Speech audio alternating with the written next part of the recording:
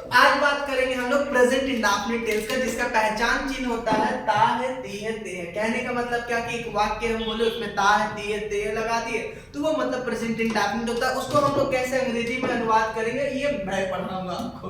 Okay, तो इसमें देखिए पहले तो बता दूं सारे टेंस में हमेशा हमारा 4 तरह का वाक्य लिखा जाता है, which is called affirmative, negative, interrogative, interrogative plus negative. आज सिर्फ हम बात कर रहे हैं अफर्मेटिव का।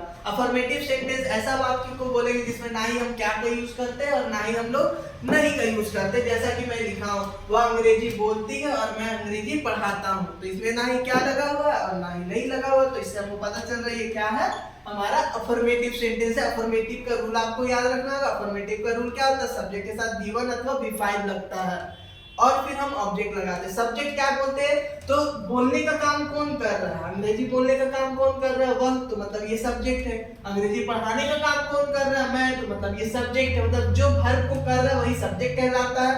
ओके, अब इसमें V1 अथवा V5 मतलब या तो V1 लगेगा या तो V5 लगेगा। उसके लिए आपको क्या करना होगा, इस टेबल को याद करना होगा।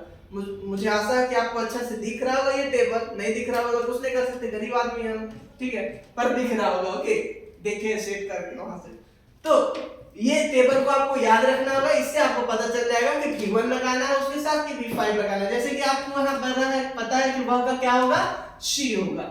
कैसे, क्योंकि बोलती बोले तो लड़की है तो शी होगा। सी के साथ अब V1 लगेगा कि V5, तो V5 लगेगा। अब बात कर लेते हैं क्या होता है V1 और V5। तो V1 मतलब जो हमको पता है कि खेलना का क्या होता है, प्ले, खाना का ईट होता है, जाना का गो होता है, आना का कम होता है, यही सारा हमारा V1 है। और इसी V1 में अगर हम S लगा दे अथवा ES लगा दे तो वो क्या बन जाता है, V5 बन जाता है। जैसे प्ले है ना, प्ले के साथ हम, अगर प्ले है हमारा उसके साथ हम S लगा देना तो वो क्या बन गया, V5। गो है तो गो के साथ ES लगता है तो वो बन गया V5, मतलब गो का V5 क्या, गोज।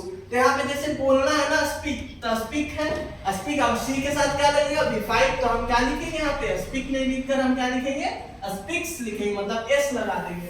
और अंग्रेजी का क्या होता है, इंग्लिश, तो वह अंग्रेजी बोलती है मतलब सी स्पीक्स इंग्लिश। मैं अंग्रेजी पढ़ाता हूँ, मैं का आई होगा, आई के साथ V1 की V5, तो ये टेबल को याद है तो आपको पता होगा कि आई के साथ V1 लगता है, तो मतलब पढ़ाना का टीच, तो हमको उसमें ना S लगाना ना ES लगाना, डायरेक्ट टीच लिख देना। और अंग्रेजी का फिर हम लिख दिए इंग्लिश, आई टीच इंग्लिश। तो देखिए हमारा अफर्मेटिव सेंटेंस बन गया। इसी तरह से हम अफर्मेटिव सेंटेंस बनाते हैं, बस आपको रूल याद रखना होगा। उसके हिसाब फिर आप सब्जेक्ट देखिए, सब्जेक्ट के हिसाब से आपको याद रहना चाहिए कि V1 लगेगा और V5, बस उतना कर लीजिएगा तो ऑब्जेक्ट तो लग ही जाएगा। आशा करते हैं कि आपको समझ आ गया होगा और आगे फिर हम लोग इसको जारी रखेंगे। Okay, it is my first video, let's see what happens next. Thank you for watching this.